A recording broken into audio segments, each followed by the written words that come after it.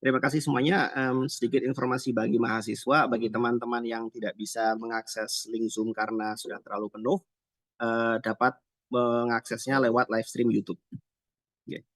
Dan nanti untuk pendaftaran formulirnya akan ditampilkan di akhir ketika acara. Monggo silakan, saya persilahkan Nazwa.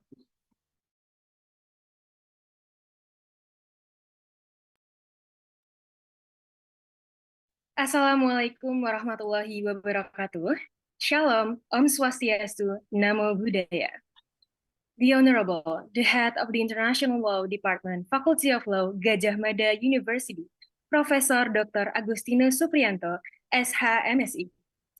The Honorable, our speakers for today's seminar, Profesor Dr. Randa Paripurna Sugarda, SH.M.Hum, LLM, from the Business Law Department, Faculty of Law, Gajah Mada University. Fellow from Center of Sustainable Development Law and Policy of Durham University, Dr. Adebola Adeyemi.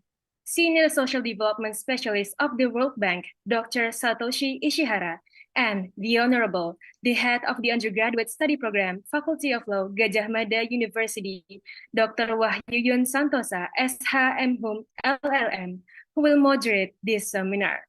Before we proceed to our next agenda, allow me to introduce myself. My name is Nazwa Aduina, and it is my pleasure to be the master of ceremony for this exciting event. Ladies and gentlemen, welcome to our seminar on achieving sustainability through green economy policies. It is truly an honor to have each and every one of you here today joining us in this wonderful event. We are also holding this event to celebrate the 78th anniversary of the Faculty of Law, Gajah Mada University. Today, at this special event, we aim to explore innovative strategies and solutions that pave the way to achieve a more sustainable future through green economy policies. The event will begin with the singing of the Indonesian national anthem, followed by the introduction and handover of activities to our moderator. Our speakers will then share their insights and expertise aligned with our theme today. During their session, please feel free to drop questions or insights through the chat function or through the Q&A function in Zoom. Hadirin dapat memberi pertanyaan Rumah. Enggak, itu kan pakai background setelah sesi pembicara. I would also like to inform you that the seminar certificates will be given by the end of this event. Diberitahukan kepada seluruh hadirin bahwa sertifikat seminar akan diberikan pada akhir seminar. Bagi mahasiswa yang hadir, mohon juga dapat mengisi link untuk mahasiswa yang juga akan dibagikan di akhir acara. The event will conclude with a photo session together. Now, let us begin this seminar with singing of the Indonesian national anthem.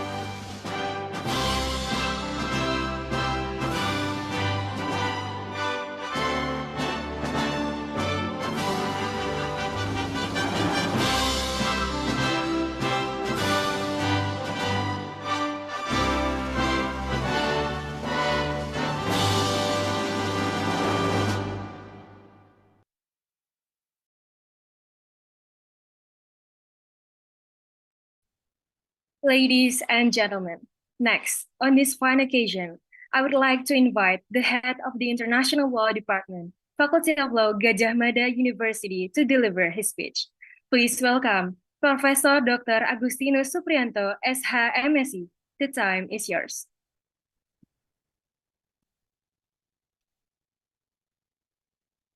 Thank you, Naswa, the mistress of ceremony of this seminar. Just for checking, do you hear my voice, Naswa? Yes, clearly.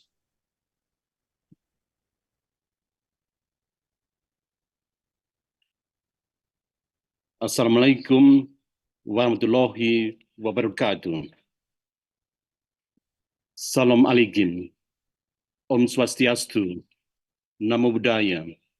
Salam kebajikan. Salam sejahtera.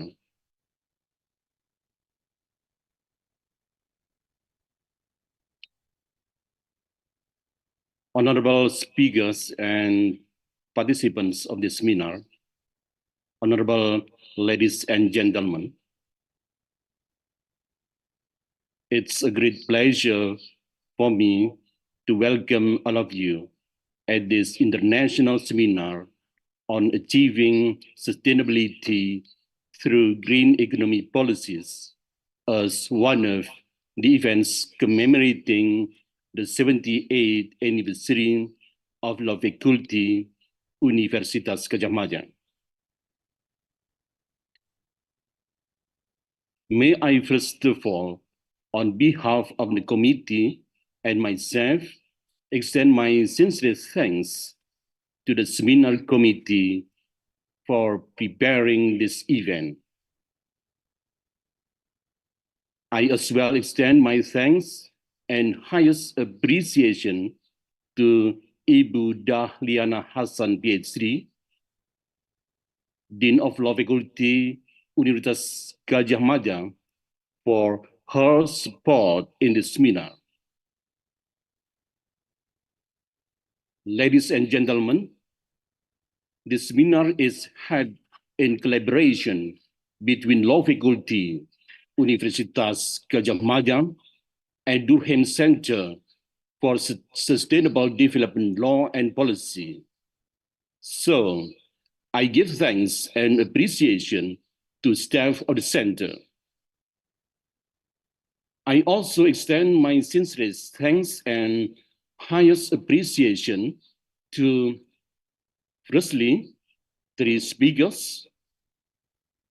Those are Dr. Adebola from Durham University and Center for Sustainable Development Law and Policy, and Dr. Satoshi Ishihara, a senior social development specialist, the World Bank, and Professor Dr. Paripurna Sugarda, my senior, a professor from Law Faculty, Universitas Gadjah Mada. And to, secondly, moderator, Dr. Wahyu Yun Santoso, a senior lecturer of Law Faculty, Universitas Gadjah Mada.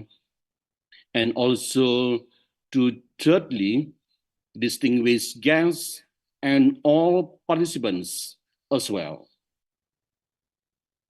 Ladies and gentlemen, we hope that this seminar will provide an opportunity for all of us to raise our understanding and implementation of achieving sustainability through green economy policies, its concepts, theories, and tools through international experiences and cases. Speakers and participants, to sum up, I would like to congratulate you with this event and wish you successful and fruitful discussion. Thank you. Wassalamualaikum warahmatullahi wabarakatuh. Waalaikumsalam warahmatullahi wabarakatuh. Thank you for your speech.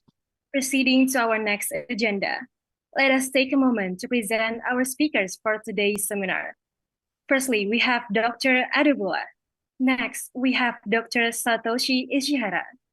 Lastly, we have Professor Dr. Andes Paripurna Sugarda, SHM Hum LLM.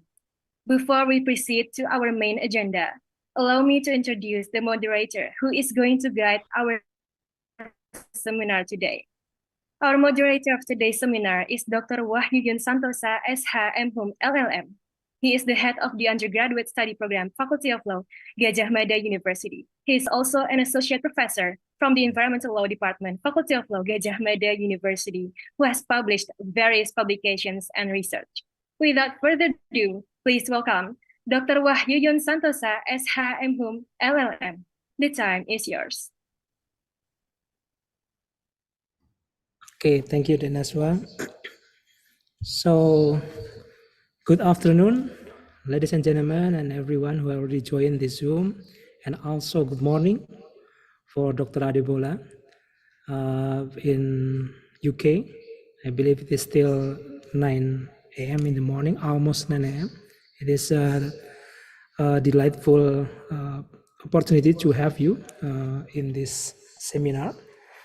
And also perhaps if there's any other participant who came from Durham University or related, and then so good morning, and I hope you all have a good day for today. So welcome, as already been described and prescribed by Prof. Agustinus previously, and also Mbak Naswa as the MC for today's seminar. We are joining together in this seminar with the topic of achieving sustainability through green economy policies in inaugurating the 78th Dies Natalis of Faculty of Law University Gajah Mada.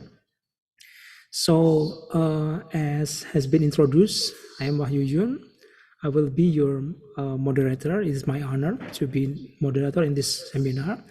So first of all, perhaps I will not only introduce, but also to explain a little bit about the order of presentation. So because today we will talk about this topic that has been popular in the global context as well as the national context, we talk about the green economy. Green as a color has been very popular, I think, in the end of 1970s, when in international law we even have this what's so-called greening the international law, when one of the first international conference related to the human environment was initiated in Stockholm in 1972, and then afterward so many dynamics came around on discussing how we can contribute for the better of our living being, for the better of the human being, as well as for the better of the planet itself. So green has been very popular, and then at today's topic we will talk about how this green context on the related to sustainability could be applied in economic policies. So we already have Dr. Adebola Adeyomi. So he will talk first.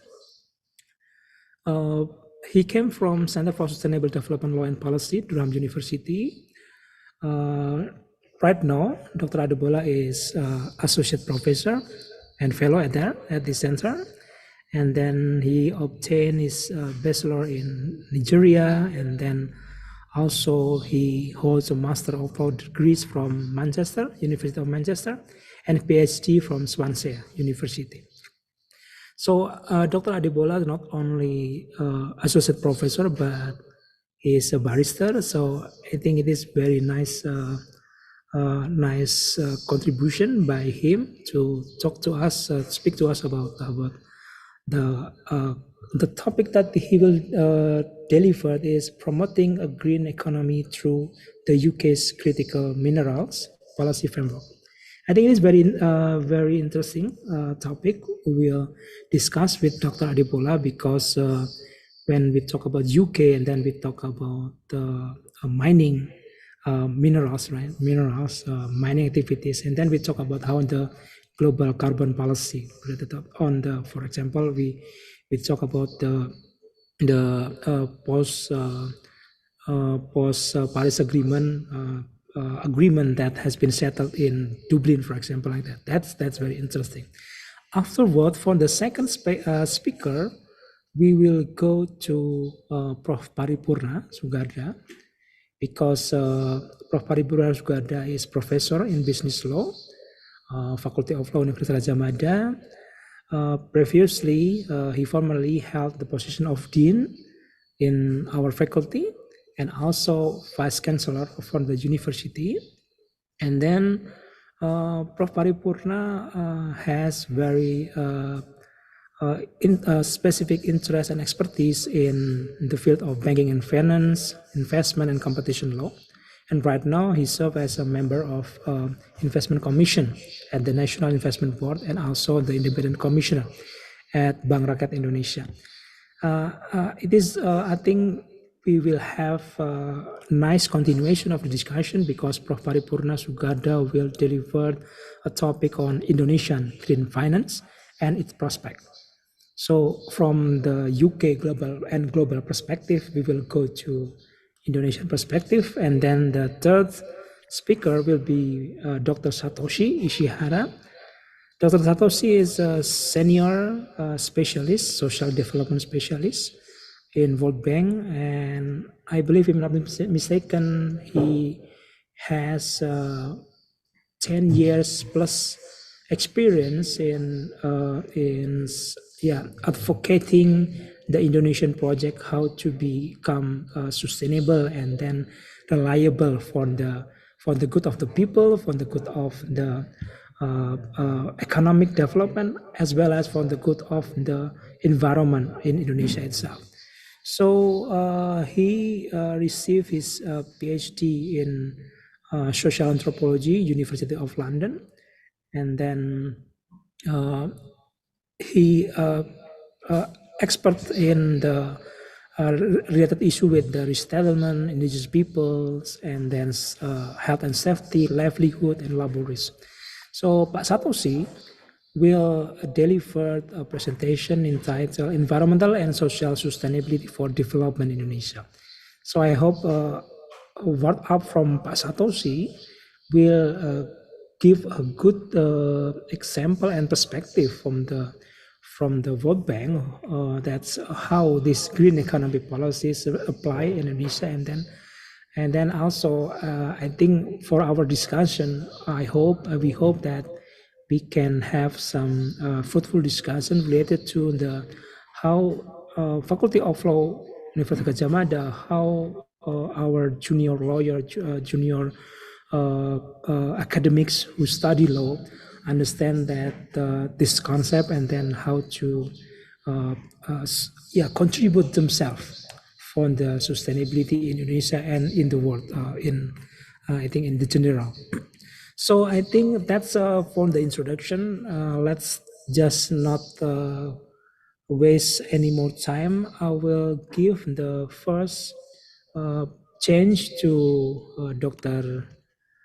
Adipola. So your time will be 20 minutes. At least I will give a reminder later, a kindly reminder for the time. So floor is yours, Mr. Adipola. Okay, thank you very much for the kind introduction. I'm very happy to be here, and good morning, everyone. Once again, depending on where you are, it could be good evening or good afternoon. So my name is Dr. Adeyemi. I'm Assistant Professor, Durham Law School, and I'm also a fellow at the Center for Sustainable Development Law and Policy. I teach climate change and research in the area of energy law and sustainable development at the Durham Law School. So my presentation, or what I'll be sharing with us today, is promoting a green economy through the UK's critical minerals policy framework. So I'll just dive in, and I'll try as much as possible to finish this within the time frame that I have.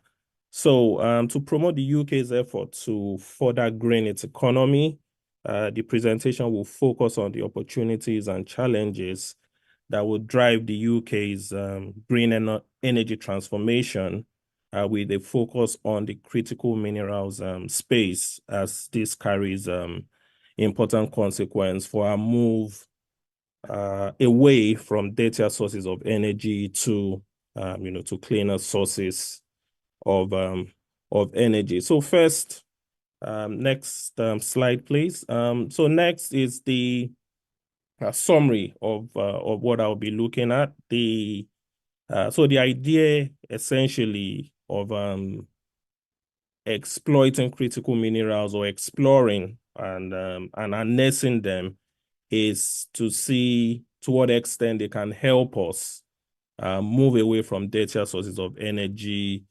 And this has been influenced by the harsh realities of climate change due to the increasing clarity and authoritative scientific scenarios that the IPCC has come up with in its different climate warming scenarios, and the steps that can be taken to manage climate risk.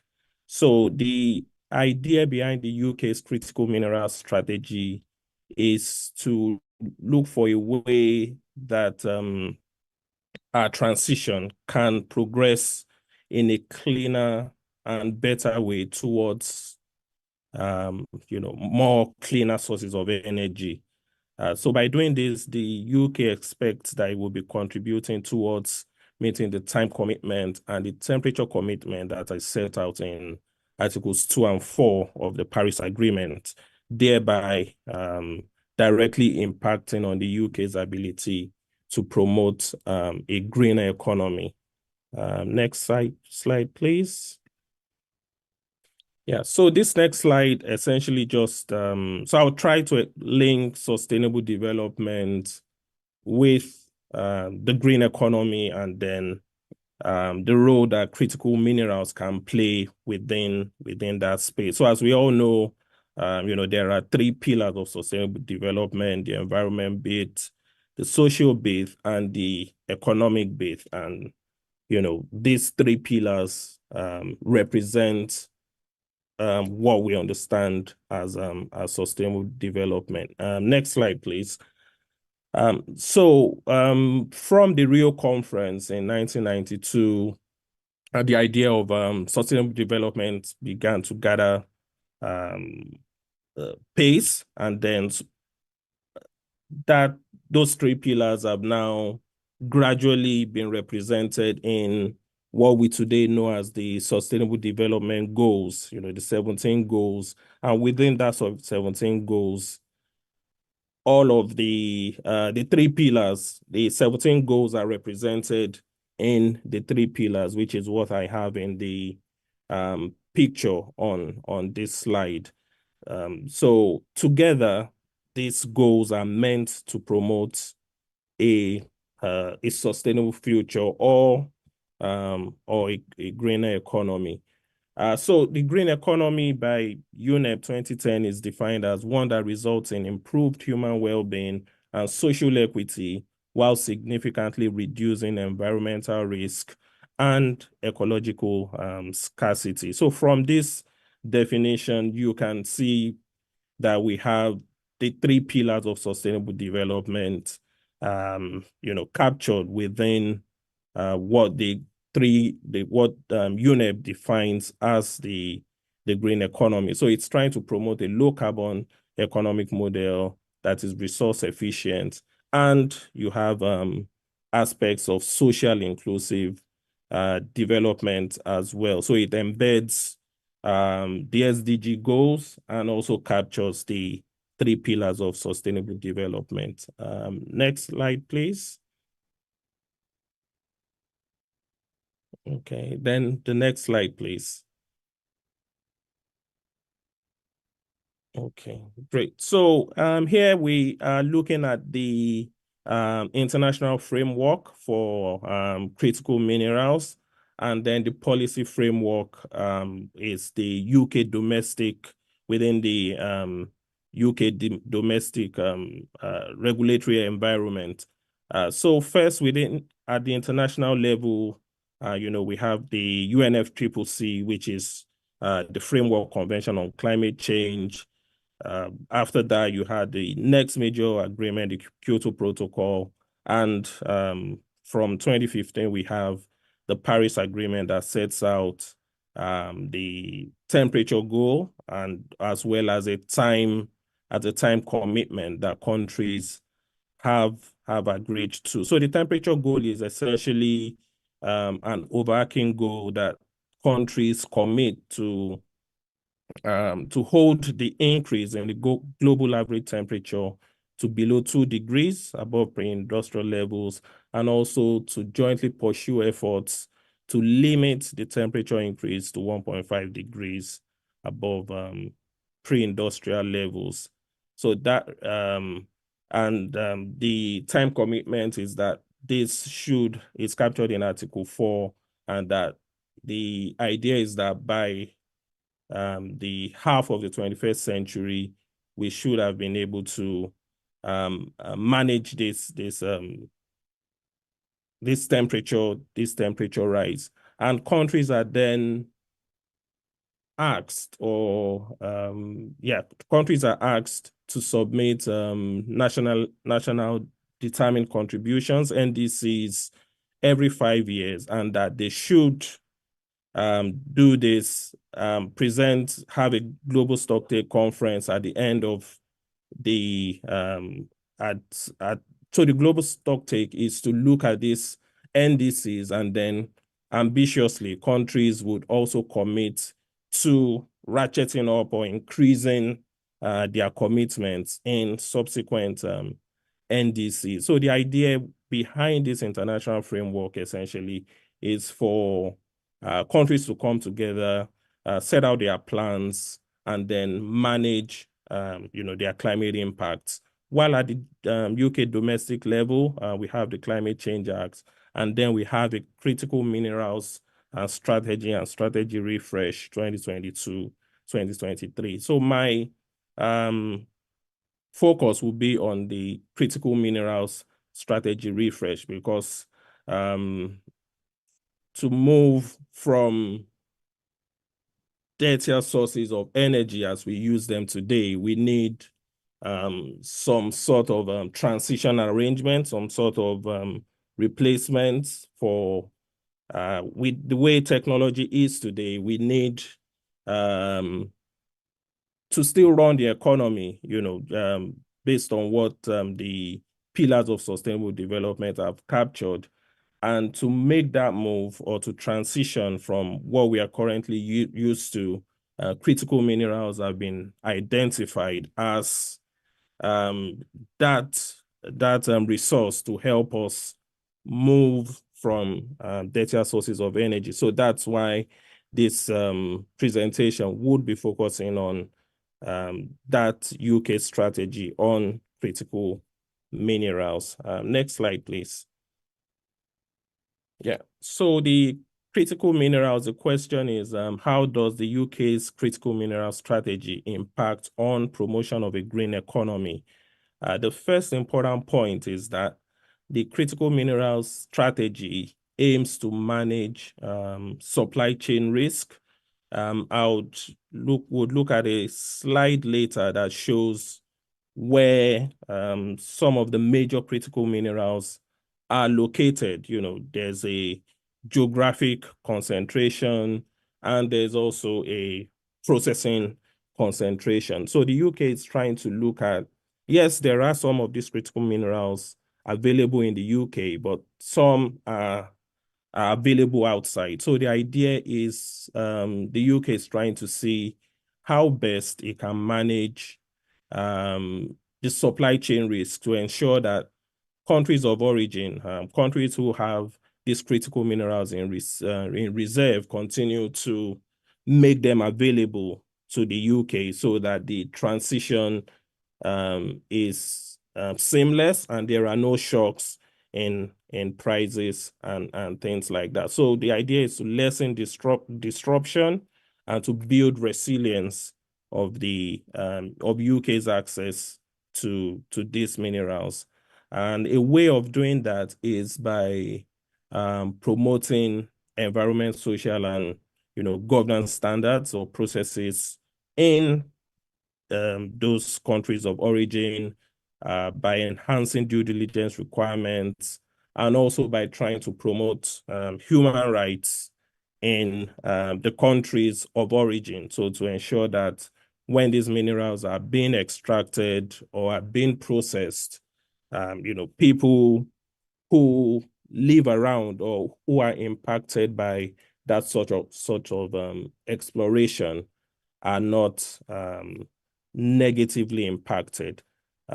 Also, another point would also be the demonstration of political will and trying to align incentives between the global south and global north, the developed versus developing country arguments or arrangements to ensure that as set out in the Paris Agreement, that developed countries continue to take the lead and they continue to support by providing finance, technology, and support to help the countries that are not at the level of the developed countries yet. And this is important also considering the geographical spread of critical minerals. As I said, I would have a slide will come up later that would show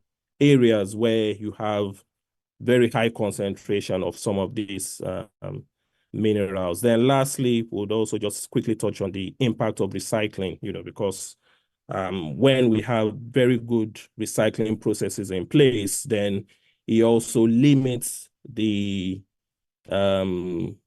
quantity of mining that needs to take place, of the critical minerals that needs to take place. So where the recycling process is very good, that reduces mining, and it also reduces the impact that new mines and mining activities would have on the environment. So next slide, please. Okay, so what are critical minerals? So critical minerals are minerals that are essential to the socioeconomic development of a country. The supply is generally limited due to increase in demand, as I said recently, with the shift and the increasing recognition of climate change issues and the efforts to promote a greener economy. There's a growth in the demand of critical minerals, like cobalt, lithium, and the rest of them. And they have a high concentration in particular countries. And there's also a high level of price volatility. So the UK on its own conducts an annual review of minerals that will be classified as critical. And currently, the minerals at the bottom, the cobalt, gallium, graphite, lithium, magnesium, platinum, rare earth minerals are identified as critical minerals to the UK. We also have strategic minerals that are important for things like defense, and but sometimes some people use critical minerals and strategic minerals differently, but I wouldn't go into that discussion for now. Of course, I'll just be concentrating on how the UK views what critical minerals are. Please, next slide. Yeah, so critical minerals they are necessary for the economic development. They are also helpful for asserting geopolitical influence. So considering the concentration of supply, countries who have abundance of particular critical minerals can use them as a powerful political negotiation tool or instrument, and they are also helpful for that country's economic development because of the increase in demand that we have at the moment on some of these critical minerals, and also they are necessary from our transition from the dirtier sources, the oil and gas, to greener sources of energy. Next slide, please. Okay, yeah. So this next slide shows the global producers of 18 critical minerals. Yeah, so you have a list of countries and the critical minerals that can be found in that country. We have China with a lot. There's Russia with palladium. There's DRC with cobalt. South Africa with platinum. So this slide explains the concentration of some of these critical minerals. And then with this, we begin to understand how issues around supply, supply chain risk, demand and price volatility can come into play, and the influence that some countries can wield when it comes to access or sales of these critical minerals. Next slide, please.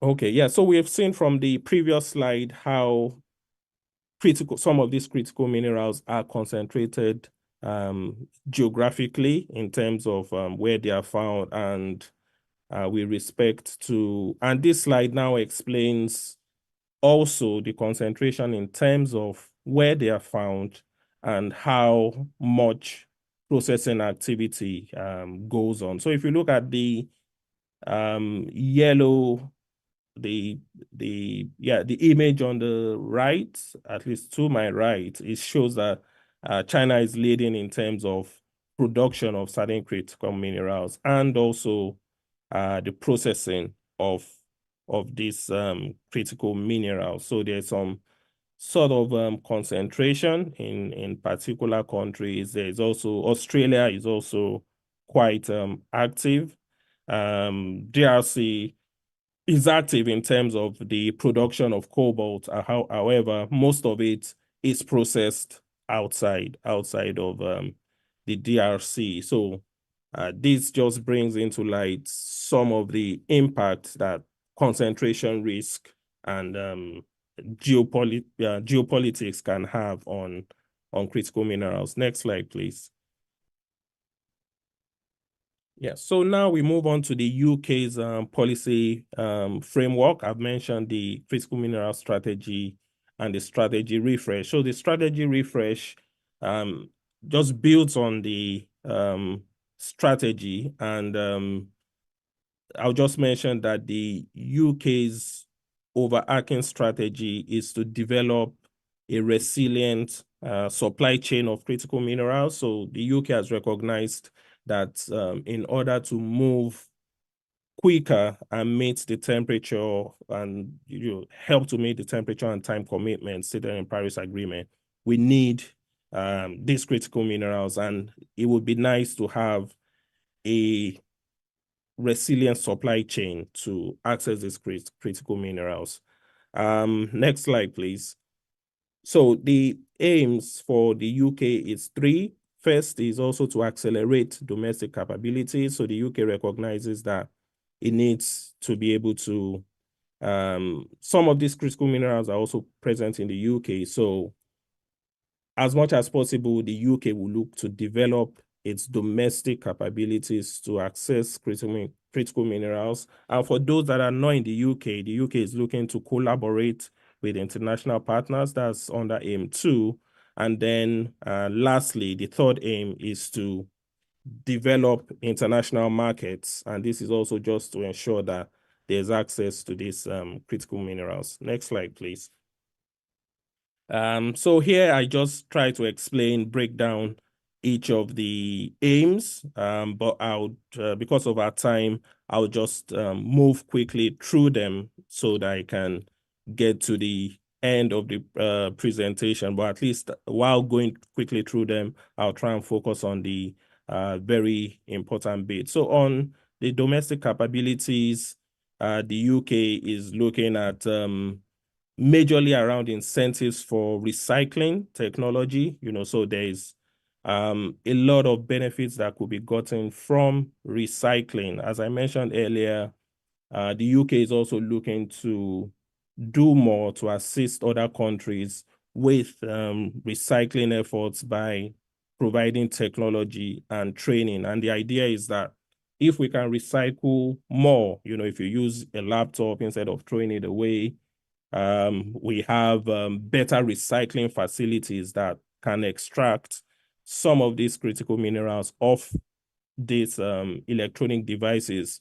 We would not need to exploit more, and we can keep reusing. So that reduces the impact on new mining. Next slide, please. Yeah, so this slide also just explains a new investment of £24 million has been done in lithium exploration in Cornwall. Lithium is used in our electric vehicles. So next slide, please. Yeah, so with respect to AIM 2, which is the collaboration with international partners, the UK is looking at developing relationship with key countries that have control of certain critical minerals. But the challenge with the strategy is that there's no clear plan for the responsible processing of these critical minerals in the countries of origin. So there's still a gap with respect to how can the UK effectively ensure that countries of origin are following very strong ESG and due diligence processes when they are extracting these critical minerals. Then the next point is also when we understand that most of these mining companies are private, the suppliers are private, the processors are private. To what extent can the UK enforce regulation on private entities that are also working outside of the UK? It has been done in other sectors, in the diamond sector, when we have the conflict diamonds and ensuring that diamonds coming out from areas of conflict are certified. So we are looking at the possibility of replicating that sort of certification arrangement for critical minerals, although we are not there yet, but that is something that could be replicated. Next slide, please. 5 more minutes, Mr. Debola. Oh, yeah, thank you very much. I'll run through. I think I should be able to make it.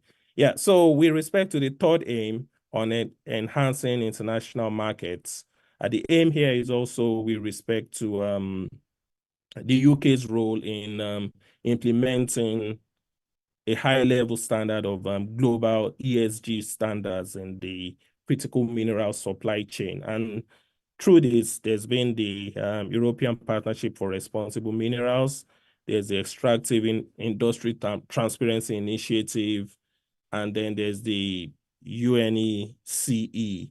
But the challenge again with this bit is that the strategy is also silent on how we can effectively trace critical minerals and the steps that we can take to improving critical minerals sourcing. Then next slide, please. The next slide just also touches on the initiatives in other jurisdictions that may impact on the UK strategy. The first is the US Inflation Reduction Act that provides subsidies for investment in raw materials and tax credits for renewable energy. Then there's also the EU Critical Minerals Act, the Corporate Sustainability Due Diligence Directive, and the Battery Regulation. So all of this are within the policy and regulatory landscape that impacts on critical minerals. Next slide, please. Okay, yeah, so this slide also just explains what some industry schemes are already in place with respect to the responsible sourcing of critical minerals.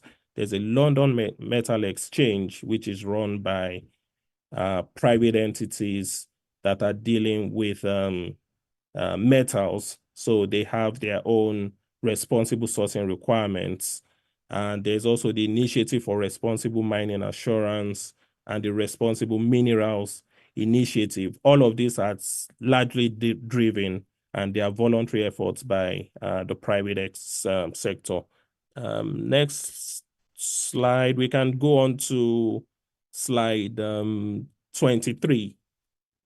So we can skip the next, so we can go on to geopolitics and political will. Yeah, thank you. Yeah, so with respect to concentration of supply and the processing of certain critical minerals, the question is, does increasing fossil fuel investment impact on the promotion of a green economy? You know, so the question is, how sudden should our move be from oil and gas use to critical minerals or to more cleaner sources of energy, so that considering the time and the temperature goal in the Paris Agreement. So countries are trying to manage that transition from what we currently do, and geopolitics and different political agenda is having impact on this move to cleaner sources of energy. So while countries are promoting a move towards cleaner sources of energy, sometimes we have, due to some issues, for instance, you know, the UK has also announced it's going to be exploring more, as giving exploration licenses for oil and gas in the North Sea. And so we now look at those sort of steps as, oh, is this a taking one step forward and 2 or 3 steps back? But the argument from some quarters is that we can't have that sudden move from these dirtier sources to more cleaner sources. So if we're going to use critical minerals, we still have to explore for some dirtier sources to help us manage our move to cleaner sources of energy. However, these sort of policies are also having some sort of influence on the global North countries who have abundance of these oil and gas resources, to say, oh, if the UK, if Norway is looking this way, then we also can continue exploring for our oil and gas. So on that point, it would be nice to have a balance of ideas, a balance of interest. However, we also recognize the influence that geopolitics has around issues like that. So my concluding thoughts, I'm sorry I've taken more than my enough time, is that the UK should continue to seek long-term arrangements on access to critical minerals from countries of origin, whether through having fixed price contracts, you know, promoting better access and supply of critical minerals at terms that are beneficial to the UK, having in mind the global marketplace, because there's, you know, a lot of players in that sector, and, you know, you have to have an idea of how the pricing mechanism works to be able to fix those sort of long-term fixed contracts. The UK should also be doing more in influencing as much as it can and improving the environment, social and governance processes in countries of origin to ensure that critical minerals going through the supply chain is obtained in a way that it's not negatively impacting on human rights in the countries of origin, and also just to continue to assist the refining capacity, processing facilities in countries of origin through financing support as set out in Article 9, and the transfer of technology as set out in Article 10.6 of the Paris Agreement. So lastly, this is the last slide. Next slide, please, the concluding thoughts. So in conclusion, it's imperative, it is important that policy makers develop strategies that can help take advantage of the opportunities provided by critical minerals to promote the green economy. So things like prioritizing technology, increasing collaboration between the global south and the global north, and also developed countries, or the global, so developed countries should also try as much as possible to walk the talk. So instances of flip-flopping and things like that needs to be clear when we have a strategy, and then if we are going to water down that strategy or take actions that would not really align with that strategy, it sends signals to people or countries that are trying to be more climate aware. So issues like this could affect the viability of relying on critical minerals, and by extension, our ability to make our economy greener. So thank you, everyone. Sorry I've taken too much of my time. Okay, thank you very much for an interesting talk, Dr. Adebola. So I think it's very interesting starting point to talk about the green sustainability and green economy policy, because I think we can underline the very interesting thing that has been brought up by Dr. Adebola, that indeed energy transition right now has become not only homework for developing country like Indonesia, but also it is a very challenging issue for developed country like UK, right? And I think the one that you mentioned about that we need, at least even UK itself need some integrated and globally connected policy to talk about the one of the aspect you mentioned about critical minerals.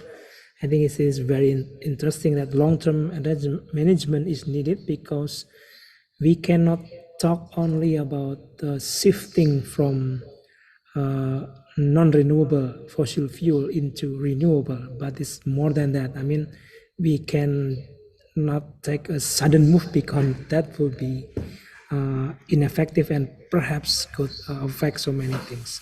So from this starting point, I would like to invite Prof. Parip to discuss on the Indonesian green finance and its prospect. So Prof. Parip, it is around 20 minutes, your time, so floor is yours. Thank you so much, Mr. Moderator. Speakers, students, all participants, good afternoon and good morning. This time I would like to present my topic, Indonesian green finance and its prospects. And I will get help from Mr. Arif in order to help me provide my screen sharing. Mr. Arif, please. But I couldn't see on my screen.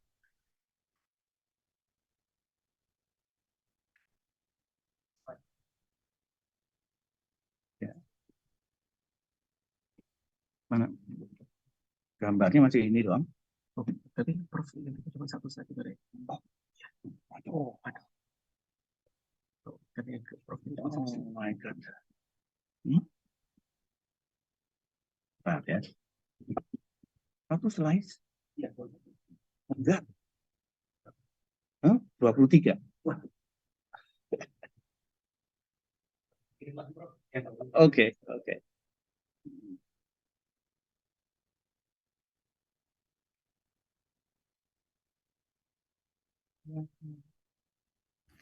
So please, ladies and gentlemen and the participants, to have a little bit break for the technical problem while we're waiting for the presentation of Prof. Paripurna to be shared in our screen. Dengan?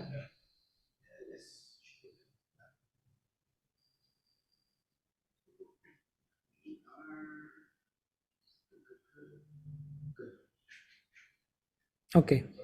Yep. Thank you.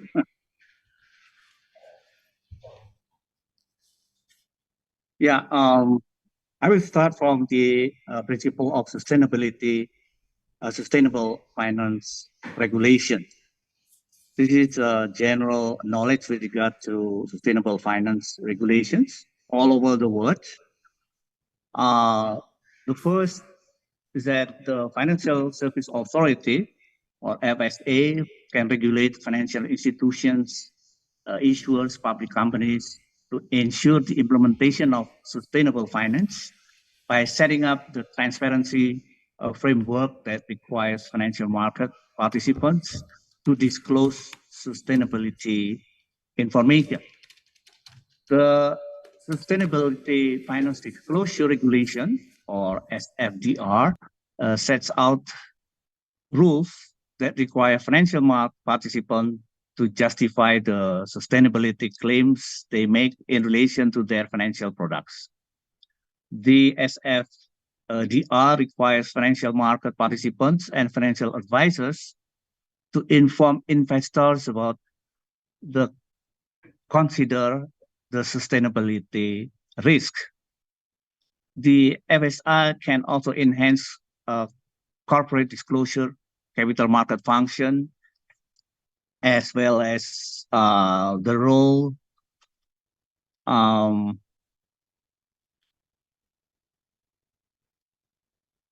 of financial institution to promote financial sustainable finance. Excuse me. Indonesian Financial Service Authority has launched a sustainable finance roadmap on the year of 2025, covering its supervisory remit and setting out how it intends to respond to current and potential of ESG issues on the financial sector. Indonesia FSA will focus on embedding ESG considerations in corporate governance and risk management, defining the desired approach to corporate ESG disclosures and reporting, and paving the way for potential ESG taxonomy. The Indonesia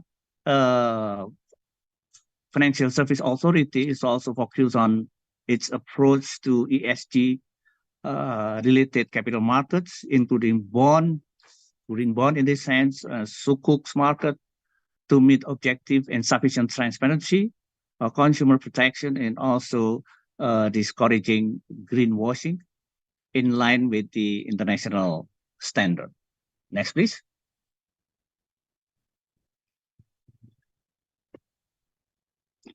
We have here the key principles of sustainable finance. The key principle of sustainable finance included integrating environmental, social, and governance, or ESG factors, into investment decisions, promoting long-term thinking and investment horizons, and ensuring transparency and disclosure of sustainability information. Other principles include aligning investment with the United Nations Sustainable Development or SDGs, measuring the reporting on the impact of investment on sustainability, and engaging with stakeholders to promote sustainable practices.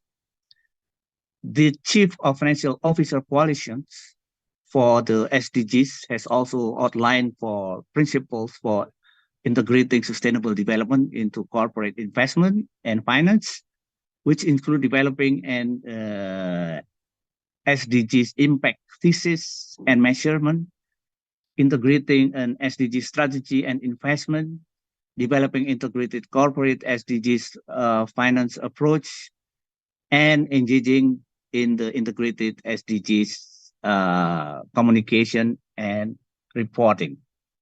Next, please. Yes, we have here some examples of sustainable finance in practice. There are some important components need to be considered in practice. The first is about the sustainable funds. These are investment funds that integrate environment, social, and governance factors into their investment process. And then secondly, about impact investing. This involves investing in companies, organizations, and funds with the intention to generate measurable, beneficial social or environment impact alongside the financial return. And the third is about microfinance. This is a type of banking service that is provided to unemployed or low-income individuals or group who otherwise would have no other means of gaining financial services. And then active ownership, and then green bonds and credit for sustainable projects. These are financial credit provided for projects that have a positive impact for environment or society. These practices aim to integrate environment, social, and governance factors to investment decisions and promote long-term sustainable development. Next, please.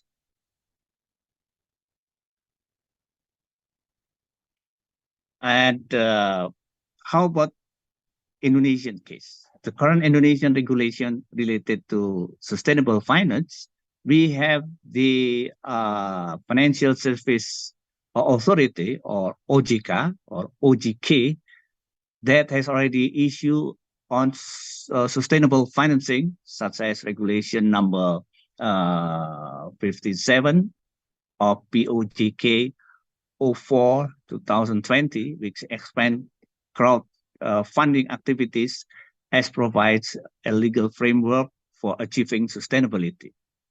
And then we have also, as I told you before, OJK sustainability roadmap that updated in 2021 demonstrates a commitment to sustainable finance. Furthermore, the OJK can provide also legal protection for sustainable activity by addressing the transition provisions that may hinder the expansion of sustainable finance activities, as highlighted in the case of equity crowdfunding services. The effectively supervise financial institution and ensure the implementation of the sustainable finance. The OJK should develop data management system. This is very important, as the rapid growth of financial technology-based institutions has made supervision challenging. By issuing and enforcing regulation on sustainable financing, providing a legal protection for sustainable activities, and development effective data management system, the OJK can regulate financial institutions, issuers, and public companies to ensure the implementation of sustainable finance in Indonesia. Next, please. And how to monitor and evaluate sustainable finance.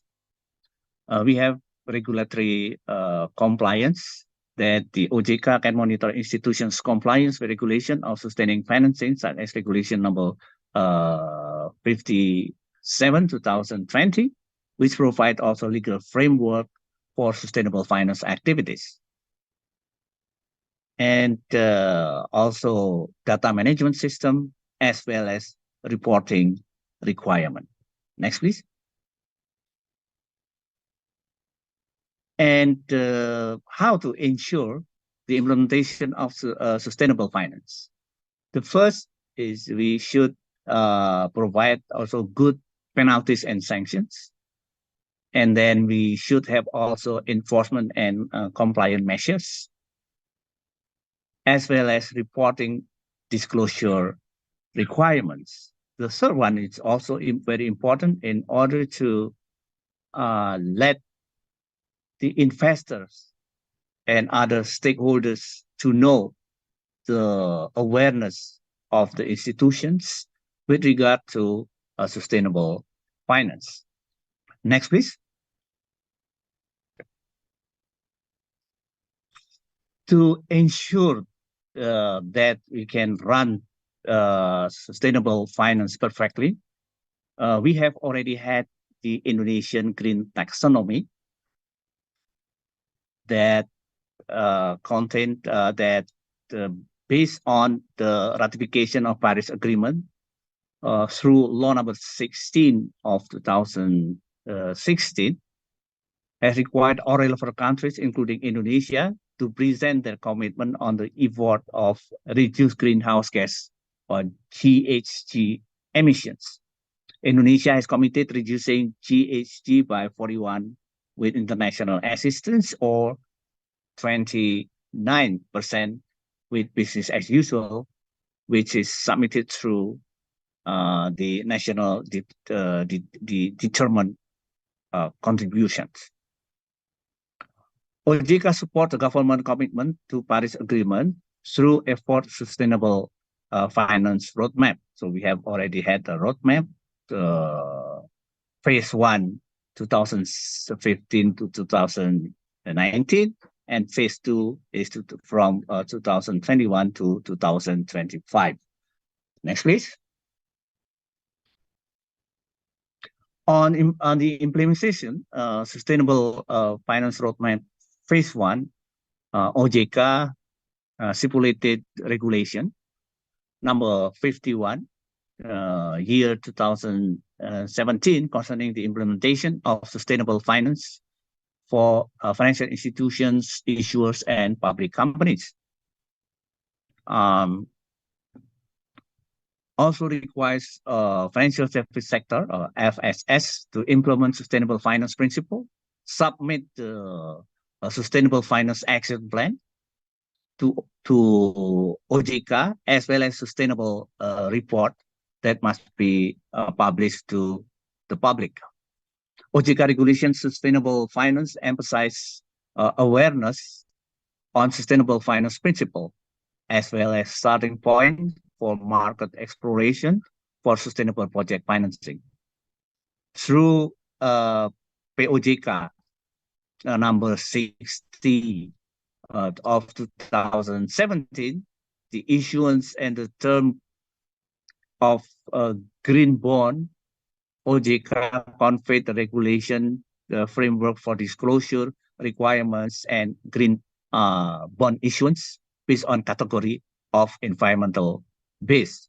The law is now, the regulation is now being replaced by OJK regulation number 18 of 2023. Business activity, which become the basis of the categories activities that support also the implementation of sustainable finance. Next, please.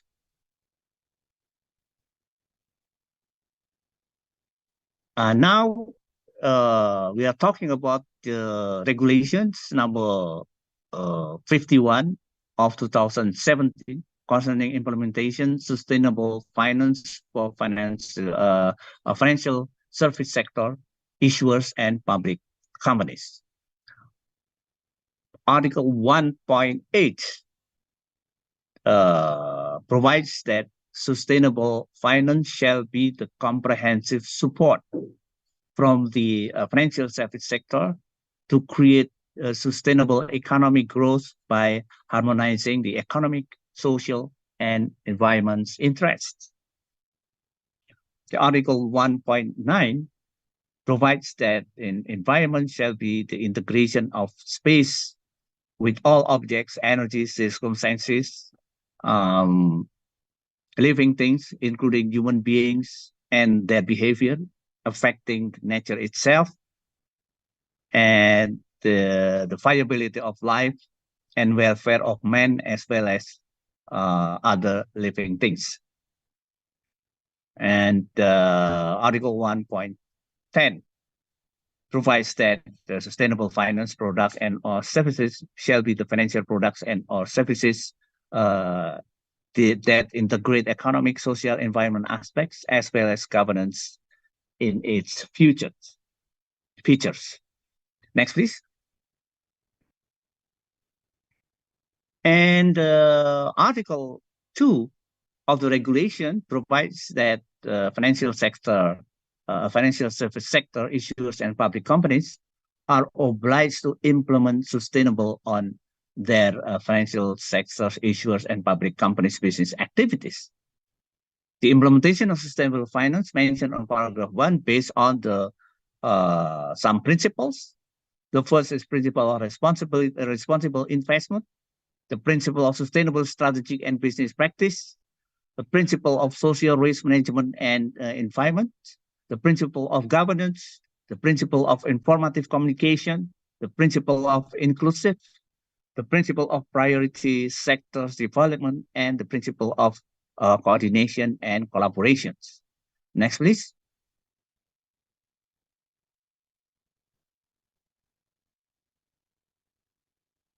Who should implement sustainable finance? As I explained before, it is the financial sector services, issuers, and public companies. Mentioned in Article 2, Paragraph 1, provides that implementation of sustainable finance by financial sector institution, issuer companies, and public companies, as referred in Article 2, must be performed under the following provisions. And the point B mentioned almost all financial companies, starting from bank, insurance company, venture capital, everything have to be compliant with the sustainable finance. Next, please.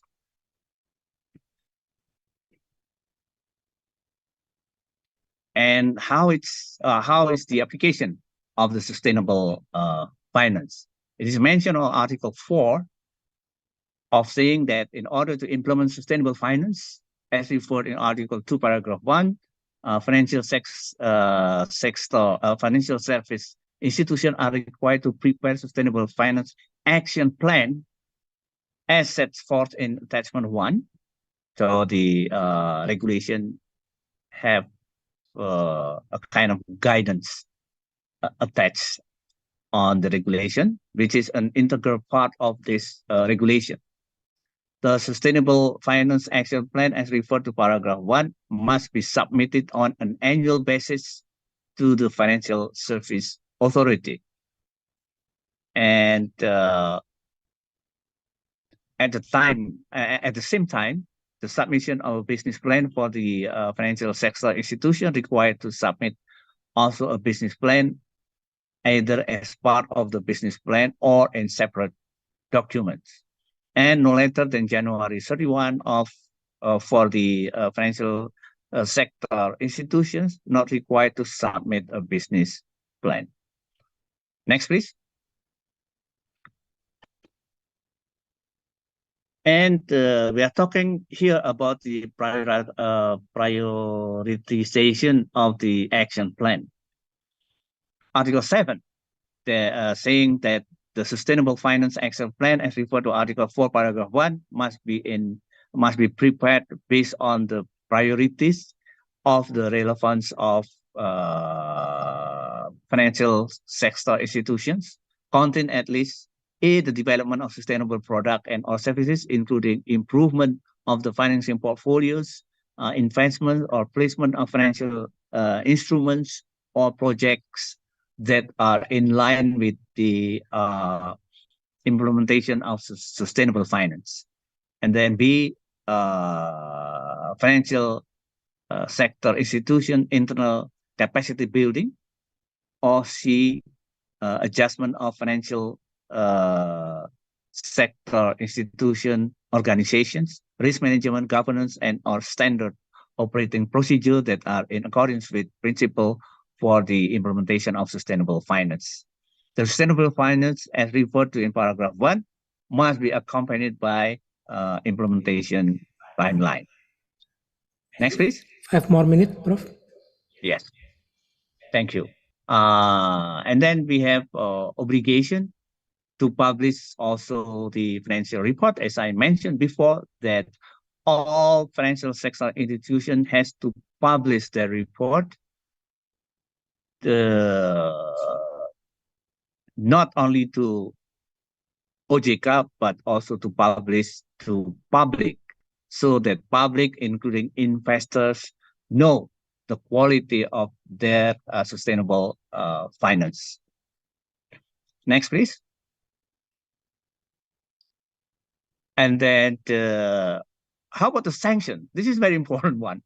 That the form of the sanction is only reprimands or written warning for all of the violation of many of articles above, Article 3, Article 7, 8, 10, 12, as well as Article 2, 10, and 12 also.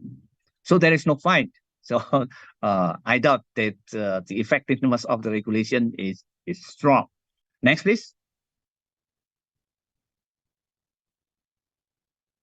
This is a green bond. I think we can just skip. Next, please. Yes. Next, please. Next.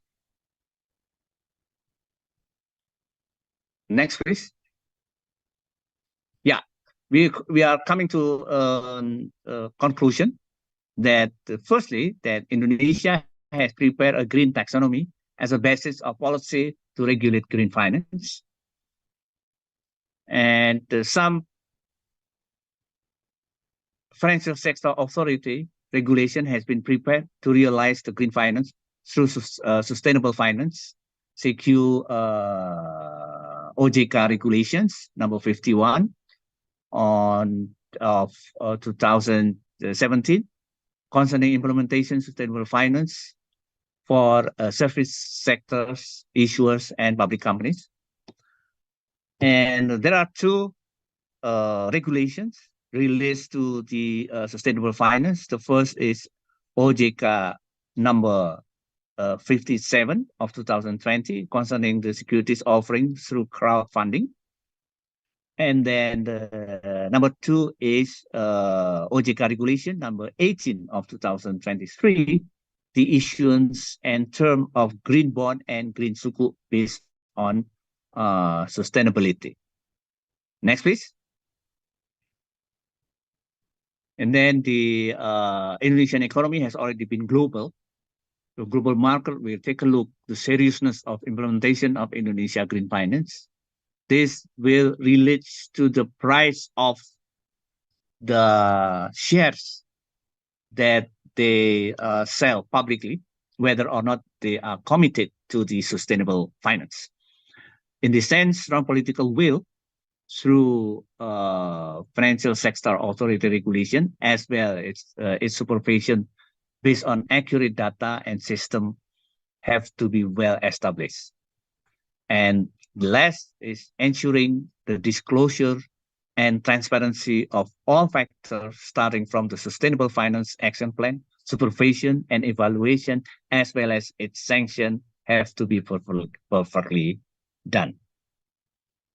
So I think this is all, and thank you very much for your time and attention. Thank you.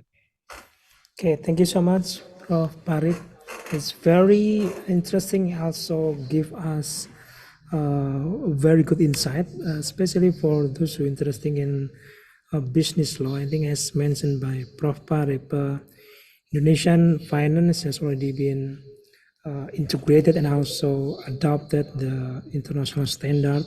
So many standards, so many regulations has already been aligning, including the investment aspect of it. The rule of investment has been aligned to the international standard, as well as, for example, for the SDGs. We talk about the Sustainable Development Goals pillars has been introduced or mentioned by Dr. Adibola previously. And I think it is interesting when Indonesia has already published the green taxonomy. It is still first edition, yeah, Prof, and still being revised, right? If I'm not mistaken, it is revised to adapt with the ASEAN Sustainable Finance Standard version 2.0, something like that. And then Indonesia is quite the dynamic in here. In the green finance in Indonesia is very, I think very emerging, right? Because we try to adopt that.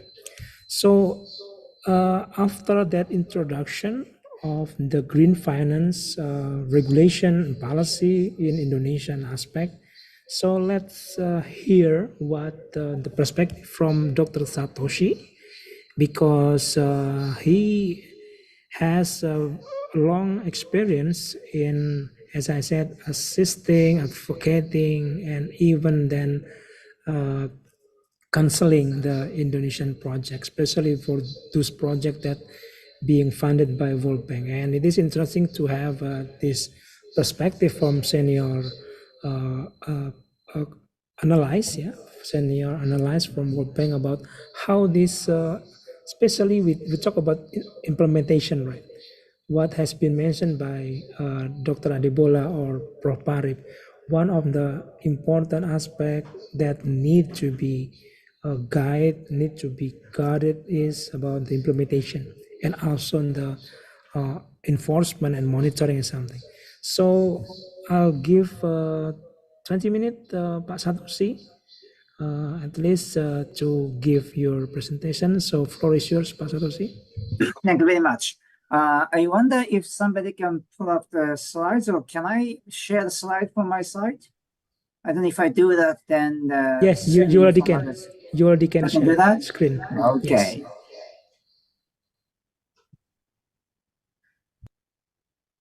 Now, can you see the screen? Just 1 second. Yes, let me put it on the visible. Screen. Yeah, is it in the screen presentation mode? Yeah, it is visible in our screens already. Okay, excellent. Just 1 second, please.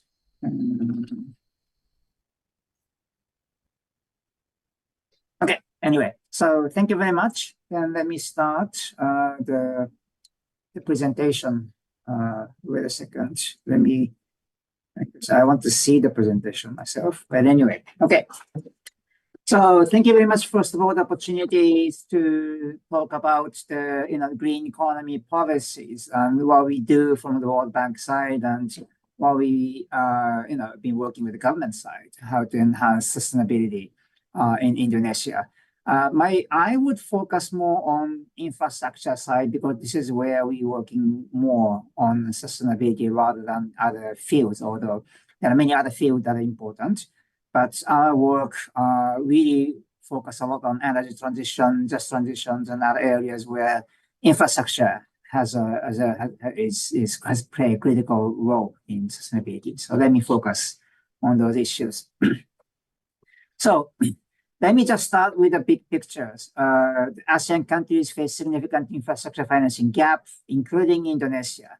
And if you read, even without taking into account the climate mitigation adaptation risks, but if you take into account, factor in those climate issues, the infrastructure financing gap is very large. This is one estimate that is a bit old, but in any case, when the issues of climate adaptation and mitigation considered, then infrastructure financing gap is huge. Is far beyond something that can be financed, covered with domestic financing. So ASEAN countries, including Indonesia, there's a lot of international financing as well as mobilizing a lot of domestic financing. So let me just emphasize this as the beginning of the presentation. Now, access to infrastructure financing is increasingly linked to the ESG, this international financing market. I just put out some of the data here about the preference of investors on ESG aspect, like 88% of global institutional investors want more forward-looking ESG sustainability data to comply with planning regulations. 9 stock exchanges have committed to publish ESG disclosure guidelines. There are many data already there that indicates increasingly the access to international financing is linked to the ESG. A very interesting article that I saw a few months ago on Financial Times, which says, in the US, there's a lot of, some conservative backlash to this woke, liberalism led by Trump, or I don't know, there's some conservatives. And as a result, the issuing of financial products with the name ESG given has decreased last year. However, the number of the issuing with sustainability-oriented issuing financial products with a lot of E and S and G aspect embedded actually increased. So without regard to the political economy, the global trends towards ESG or sustainability has been increasing.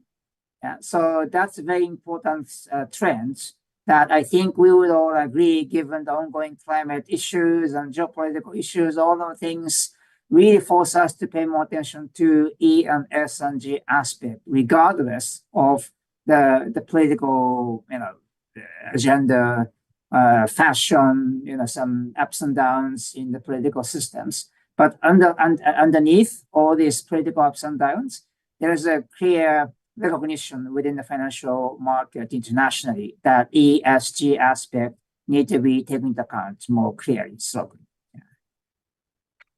now I just wanted to say that we came a long way to get to where we are now. Some discussions on the OJK's green taxonomy and others, but globally, the world has come a long way towards where we are now to strengthen ESG or sustainability issues. Like we had a UN principles on responsible investment issued in 2006. At the same time, same year, IFC, International Financing Corporation, issued the performance standards, UN guiding principles and business and human rights, and the TCFD came out in 2015.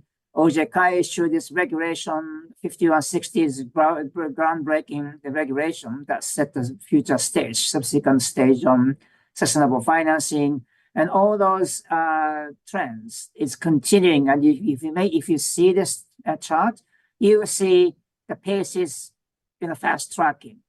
This TCFD, for instance, came out in 2015, and then there's a lot of disclosure requirement in EU being issued almost every year, requiring a lot more disclosure of the company's activities on climate, environment, and social aspect, including their subsidiaries in developing countries, for instance, outside EU territories. So it's just increasing. And probably, as I said before, this trend is going to continue beyond where we are now in 2024 at the beginning of this year. I just wanted to emphasize that we came a long way, but the trend is continuing. And I have to say that it's the speed of change is going faster and faster. So Indonesia has to really do a lot of efforts to catch up with or keep pace with all the global development in the field of sustainable investment and ESG, especially because, as I said at the beginning, a lot of international financing will be needed to meet all these financing gaps, including to mitigate climate risks, to meet up the challenge of climate adaptation and mitigation. And just want to show some, this map may be a little old, but a lot of countries have already developed the taxonomies, in the process of developing the taxonomies. As the previous speaker said, OJK has developed the Green Taxonomy version 1. I understand they are in the process of updating the Green Taxonomy and developing version 2. I just had a discussion with my colleagues from the World Bank this morning about our potential, the request that we received from the Minister of Finance for supporting developing related regulations in support of the Green Taxonomy version 2. And that may be very comprehensive, more transition taxonomy, with a different phased approach to, energy transitions, SMEs and others, similar to the one that is rolled out in Singapore recently, or Malaysia has the taxonomy for SMEs. So I think Indonesia is really gearing up to strengthen the regulatory framework on taxonomy, sustainable financing. Yeah, this is just about OJK's Green Taxonomy. I don't think I need to mention this because there's a thorough presentation of what it is by the previous presenter, so I don't want to get into this. But as I said, I understand the process to upgrade the current Green Taxonomy into the version 2 to make it a transition taxonomy seems to have started. So it's a very exciting time and very good opportunity for the government to really strengthen the sustainability landscape for Indonesia. Also, the Minister of Finance has launched the 10 ESG standards. We supported the Minister of Finance develop the standards as well as the ESG manual, which was launched as part of the G20 side event. It was held in Bali. I was there as a speaker, and Ibu Sri Mulyani came and launched the standards, the ESG standard framework, which is a good one, really pretty comprehensive, covering environment, social governance aspect, focusing more on infrastructure. But I have to say, this is pretty much comprehensive and consistent with all the international ESG standards, particularly with regard to infrastructure, and also some risk management protocols like the IFC's performance standards, equator principles. So I think these 10 standards in this ESG framework is a good starting point to really set the stage for regulatory framework from the government side, besides the OJK's Green Taxonomy, which is more the financial market regulation. But this ESG framework may be a good initiative from the regulatory side to establish the foundation, legal regulatory foundations for the sustainable financing and this ESG investment. Yeah. So the environment side, there are 4 standards: pollution prevention and waste management, biodiversity conservation, natural resource. I'm sorry, this is the typo here. Natural resource management and energy efficiency, and climate mitigation and adaptation, disaster risk. So pretty comprehensive in terms of what the typical ESG standards and taxonomy require. It doesn't really have the detailed protocols and others, as I will mention about this later. But in terms of the coverage of topics, it does cover a lot of key issues, including on the social side, employment and work environment, diversity, equality, inclusivity and access, social interest, cultural heritage. That also includes some consultation with vulnerable communities, indigenous communities, or some compensation for project-affected people who lose land affected. It's pretty much comprehensive framework to address social issues, including some benefits generation, like job creation, local economic development for local communities. So it really can set the good regulatory framework to standardize ESG practice by investors. Governance side, more like the leadership and governance, risk and control, it's not really, it goes beyond the typical KPIs on taxonomy, sorry, the ESG, which focus on like the board composition, gender, very focused particular indicators. But this one is more comprehensive, and I think it's a good one that's set the stage to strengthen the overall governance systems on ESG, which is the foundation to promote long-term sustainability of all activities. It's a good one. Although, as I said, this has some limitations in the sense that it's not unlike the EU like green taxonomy. There isn't this hierarchy of systems. EU taxonomy and other taxonomies have, and also the version 2 of the green taxonomy by OJK is aspiring to establish this hierarchy system based on this substantial contribution, do no significant harm, and minimum safeguards. They are not there yet, and there are some drawbacks. But nonetheless, I think this is a good starting point on which the government of Indonesia can really set out and strengthen legal regulatory frameworks for sustainable investment and green financing. Also, the government of Indonesia issued the QII principles, quality infrastructure investment principles, which again is a good one that covers many ESG sustainability dimensions when it comes to infrastructure construction. It doesn't really cover directly non-infrastructure aspect, but when it comes to infrastructure development and operation, I think this one provides a lot of basis. It is not recognized as part of any regulatory frameworks. It is not mandatory, but I think going forward, the government of Indonesia can use this the framework to regulate the infrastructure sustainability more clearly, and something that we're going to continue to discuss with the Minister of Finance and other relevant parties. So getting to the core of my presentation for the final 5-10 minutes. I'm aware of the time, so I want to run a bit quickly and focusing on key issues. Now, ESG for infrastructure is inherently complex. This is a different ballgame than standard ESG, whereby the investors may just buy stocks and bonds, whereby they may be 2 steps, 3 steps away from the real things that happen on the ground.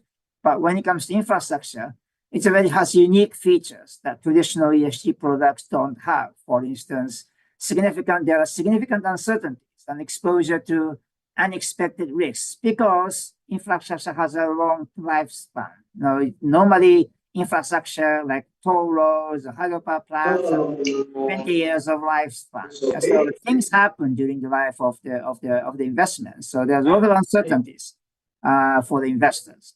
And also, of course, the infrastructure has direct impact on environment, climate, workers, and communities. Of course, the construction and operation can have significant direct impact on the local environment through the discharging of wastewater, or land acquisition, or jobs and others, and the workers' health and safety, and the health and safety issues for local communities. There's a lot of direct impact as a result of infrastructure construction operations.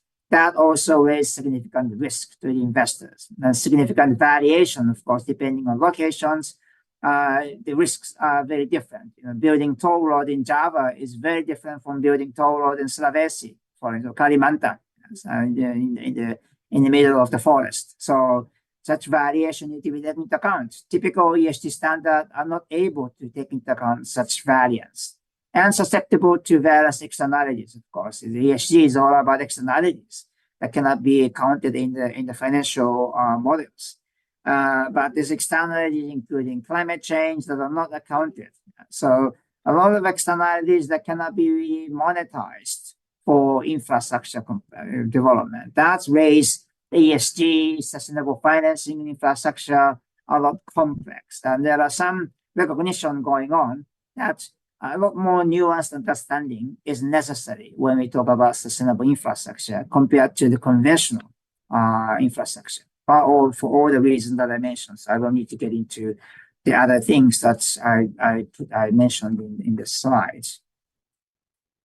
Just to give you some examples of the benefit, and so the infrastructure construction has a lot of benefits, like for a toll road, it can reduce congestion, contribute to economic growth, and health benefit from reduced exposure to emissions because you can reduce congestions, and then the emission will be a bit less than before. And climate disaster resilient design can be possible. There are multiple benefits from having infrastructure, of course, and making it green would, generate more benefits to the environment, climate, and local societies. However, there can be significant negative impact also that need to be managed, like the taking away of land acquisition, possibly from low-income groups who depend on land and livelihood, air pollution along the roads, loss of biodiversity and wildlife, particularly if the toll road is built in the middle of the forest, health and safety of workers. And there are many potential negative impacts that need to be managed while generating many positive benefits. This is the complexity of the infrastructure ESG that I mentioned before. There's a lot of benefits that can be achieved by building sustainable infrastructure, but at the same time, that is not free from negative impact that need to be managed to make sure all these greenwash concerns can be managed. So this is my last slide. So achieving net zero sustainable development needs multiple interventions and starting with legal regulatory levels. Many discussions and initiatives on ESG, sustainable financing came from the private sector and financial sector particularly, with a lot more investors interested in and making sure the investment go to contribute to sustainability. That's the vision of the ESG sustainable financing. But these private sector initiatives need to be bolstered with the regulatory framework, legal provisions to create a level playing field. As long as some people doing nice things, sustainability, but other people continuing to pollute the air, generating waste, and things will not change much. And it is very important that a level playing field is created. That's where the regulation that the government has a role to play. And also, because by setting this foundation, it's going to create the framework for the private sectors to compete over generating positive benefits with regard to sustainability. Regulation should not go too far into regulating too many things. Just that regulation need to, one, make sure there's no negative impact, and then to set up some schemes to incentivize positive actions by the private sector, including to provide more diverse green finance. There are many financial institutions that provide green bonds and other financial products geared towards sustainability. But by setting a lot of the regulatory frameworks, the incentive structure, certification, disclosure, or the transition taxonomy, as well as some pricing tariffs, so there are many things the government can do to create a favorable, positive, enabling environment where both private sectors both comply with the regulations and don't generate negative environmental social impact, but at the same time, generate positive environment, social, climate benefits. So a lot can be done through regulatory framework to incentivize all these positive outcomes, including through incentivizing the technological innovations. And right now, a lot of the green technologies, renewables are still relatively expensive. I was at the PLN Sustainability Day event. There was a presentation of all this renewable technologies, solar, wind, and all of this. And many of these renewable clean green technologies are at the borderline of the bankability, meaning that many of these green technologies investment are not quite bankable in the context of Indonesia for a variety of reasons. The regulatory framework, the regulations and the laws can really remove, or I shouldn't say remove, that creates a lot of positive incentives to make many of these investments bankable, including and through these efforts, the more the new technologies can become cheaper as more innovation become popular amongst private companies. So by changing regulatory framework and creating positive environment, enabling environment for technological development, as well as diversification of financial product, we should be able to reduce the cost of sustainable infrastructure or non-infrastructure project. As I said, right now, many of the projects are at the border of the bankability.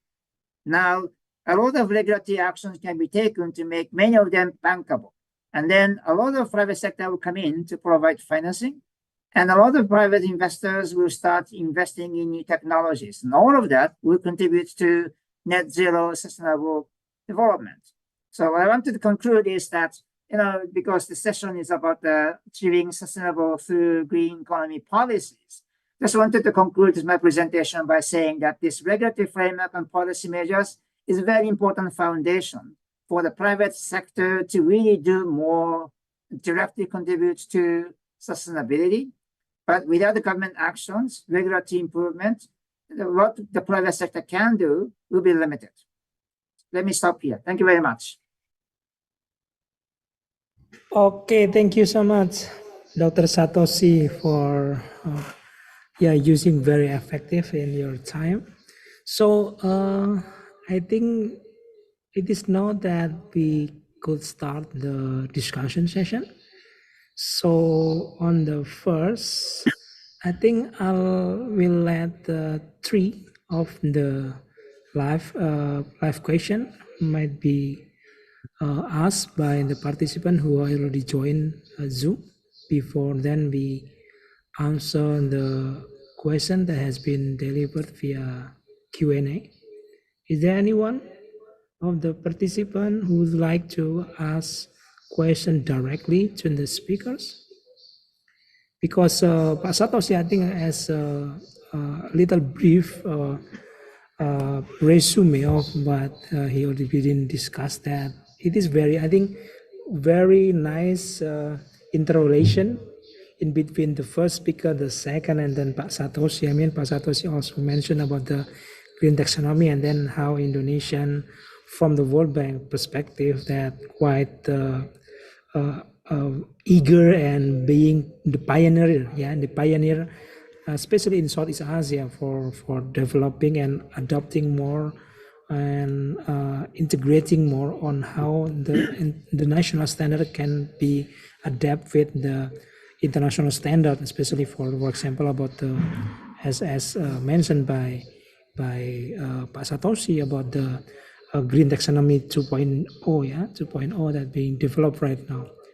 So please, if is there any participant who would like to ask directly? Okay. So while we waiting, I think I will deliver question that has been asked by our participant via Q&A. So the question that we have, of course, from each of you, the distinguished speakers, about the very recent situation in Indonesia. This is the first question. The very recent situation in Indonesia on the general election. Pak Satoshi has been giving his smile, so he already expect that question, I think. So what do you think from speakers, the hope, including what should the new leader of Indonesia think and do for supporting this green finance policy? That's the first. I will read three questions first, but Satoshi, Prof. Parib, and Pak,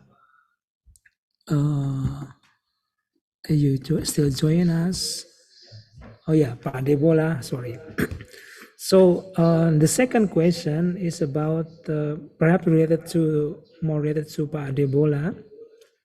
So on your knowledge, is it the fossil fuel and non-renewable energy sources is really that scarce, or it is actually more on the prevention policy. I mean, I think this is quite related to what you mentioned, Pak Adebola, about the CM policy, right? Critical materials policy.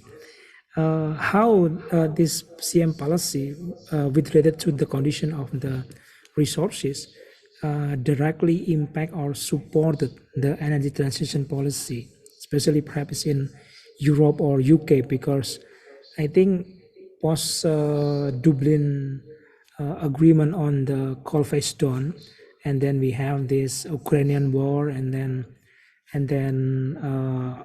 UK and Europe itself set back of the coal use. How do you think this CM policy can be supportive for that? And then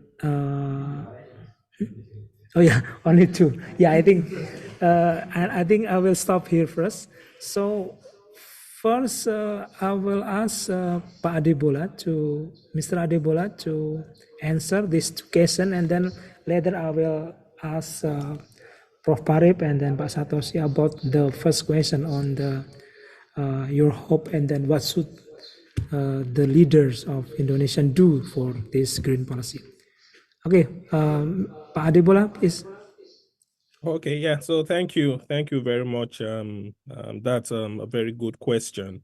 Yeah. So so the strategy, the critical mineral strategy, the overarching aim is to ensure first resilience and security of supply of those minerals that have been termed as critical. There's a list depending on what the UK is trying to achieve. There's a list of minerals, there's a list of minerals that are termed as critical. So this list is updated.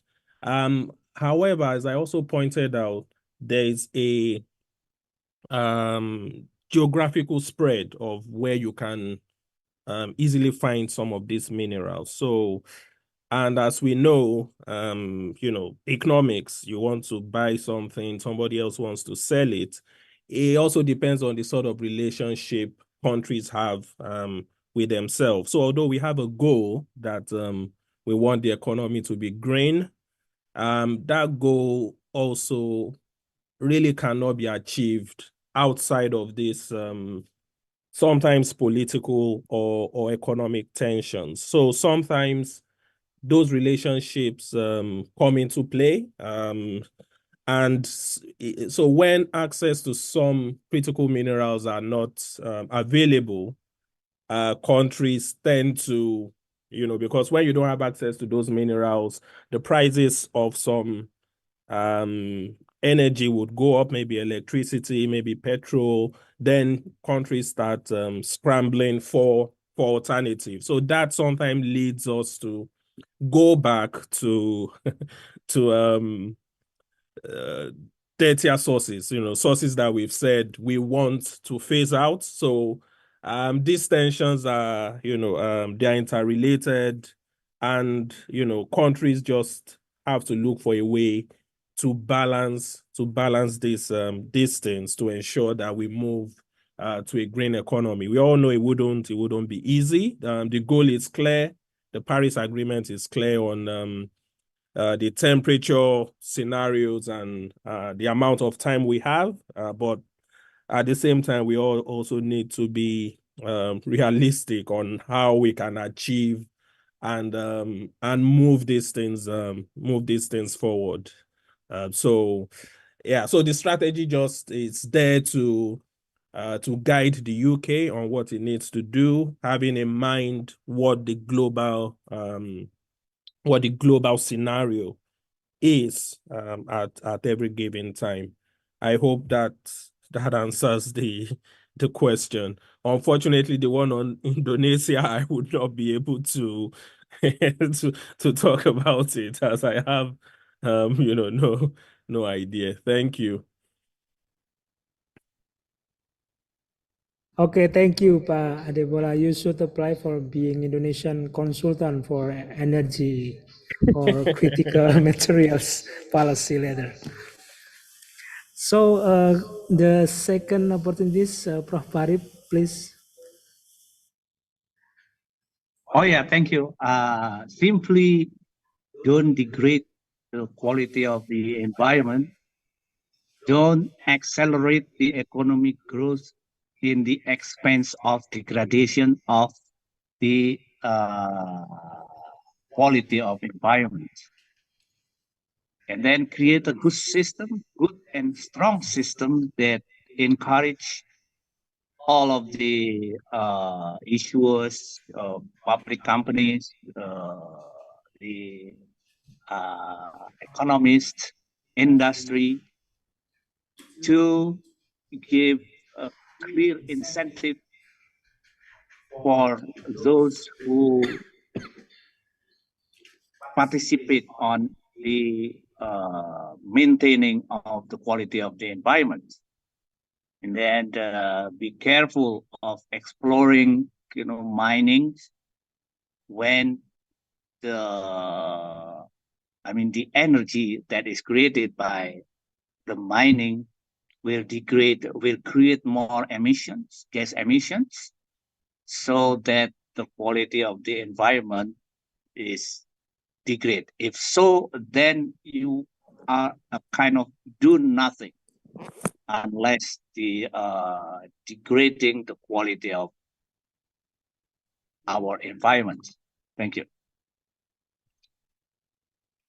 Okay, thank you, Prof. Parip. Before Pak Satoshi, there's an additional question for Pak Parip.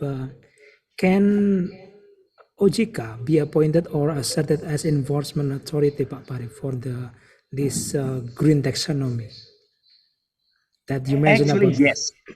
Actually, yes.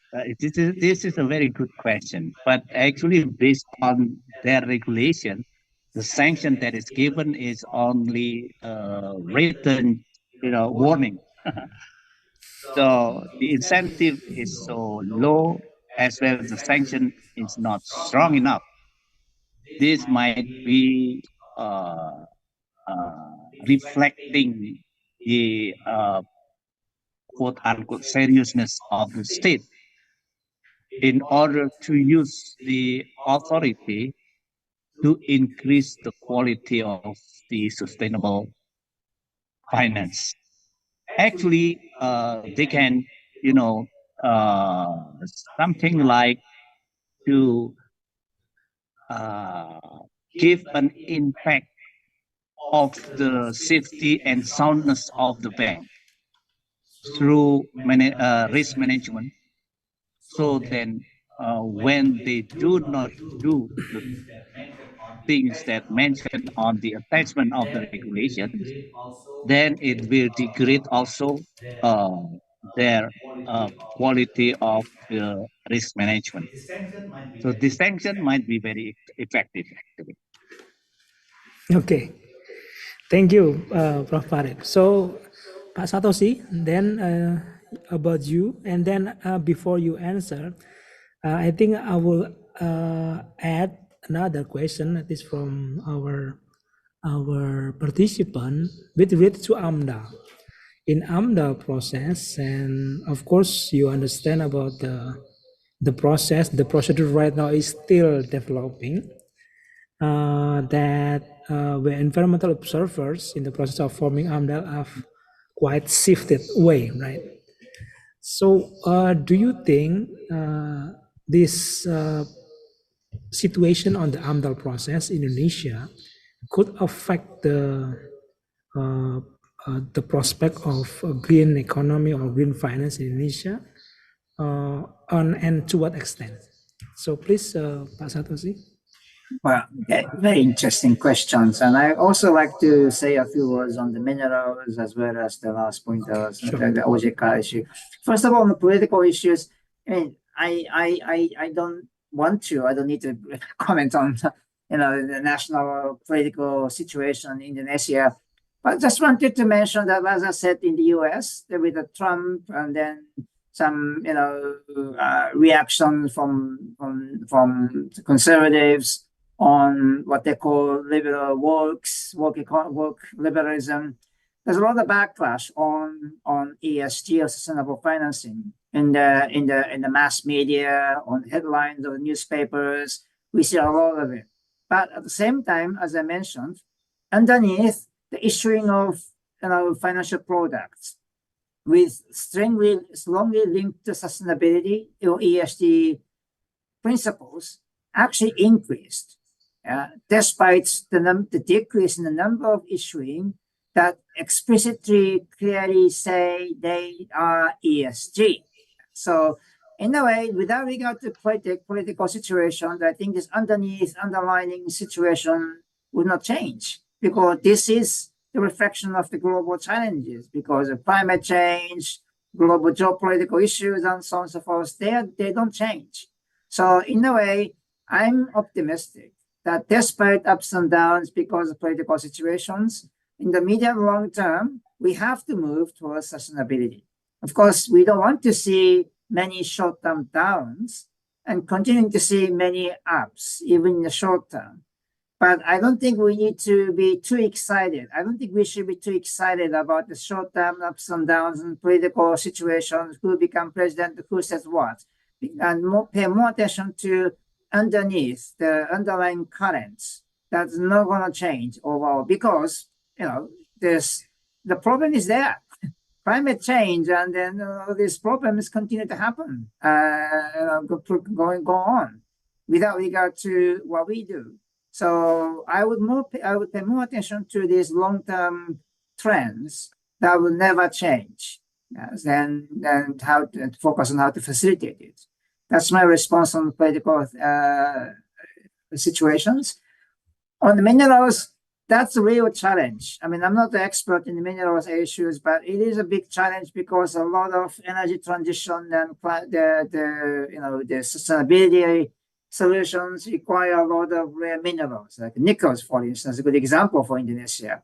It is very highly demanded as a source of battery. But at the same time, we all know that the production of nickel has a lot of environmental, social problems. And it's not just in Indonesia, around the world.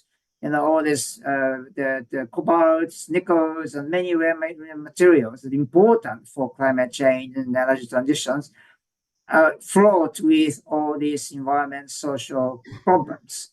And on the one hand, how to strike the balance between the immediate challenge of climate change and global challenges, and at the same time addressing all these problems on environment, social. That's the real challenge to me. We should not really prioritize one over the other, because we need to, both are important. We don't want to see the increased production of minerals simply because at the expense of environment and vulnerable communities, simply because climate change is important. Or the other way around, we should not slow down the energy transition and the production of renewables simply because we have some environment, social issues, which are important. But at the same time, this long-term trends on climate change, energy transition is very important. So how to strike a balance, more realistic, trade-off, not a compromise, solution to strike a balance for this trade-off is a very important question. We don't have an answer to this. But that's a very important question that we have to struggle. On AMDA, with the omnibus law and others, then there's a change in the systems. The key to me is more of implementations.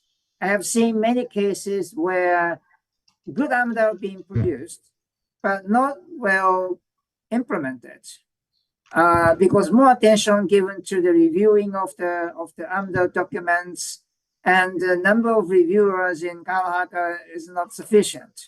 So they focus a lot on the reviewing of the quality of documents, don't have much resources to make sure they are implemented properly. Just give you an example, I have been to projects for the construction of railroads. It's not a big major project like the construction of gigawatts hydropower plants, but nonetheless it involves construction of bridges, 20-meter high, really risky, dangerous for the workers. And I asked the project, the construction companies and project owners, if they have every health and safety, this audit done for the project. And I was told over the 2 years of construction period, none. And I also know the Minister of Manpower has done a lot. We did some quick assessment internally, and they really doing a lot of hard work to monitor and do the audit of the high risk investment, despite the shortage of human resources and budget and so on. So I don't want to put the blame on anybody, but the situation is that the monitoring and enforcement of AMDA needs to be strengthened more than the review process so much. So I'm more concerned about, I focus more on the implementation and enforcement side rather than the change in review processes. Okay, thank you so much, Pak Satoshi. So because the time, I think only one last question I will deliver to all the speakers, and also I will ask for all the speakers to give your closing remarks. This question is, I think, is quite interesting because Pak Satoshi mentioned about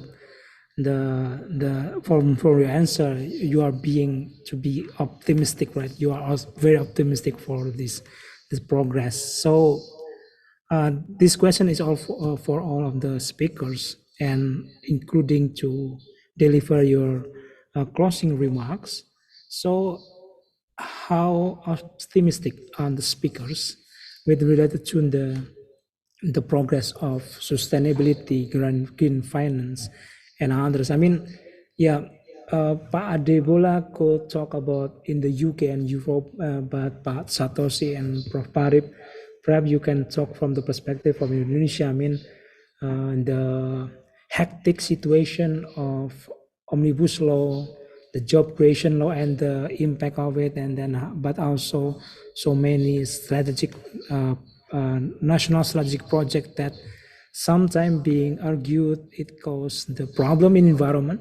But how optimistic are you with related to the current condition, regulation, policies in green finance, in the sustainability in Indonesia? Yeah, to be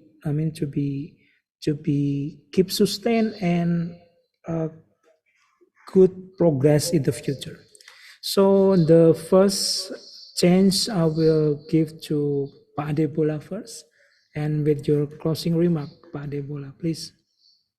Okay, thank you very much. This has been a fantastic event, so I thank the organizers and also those that have been listening to us.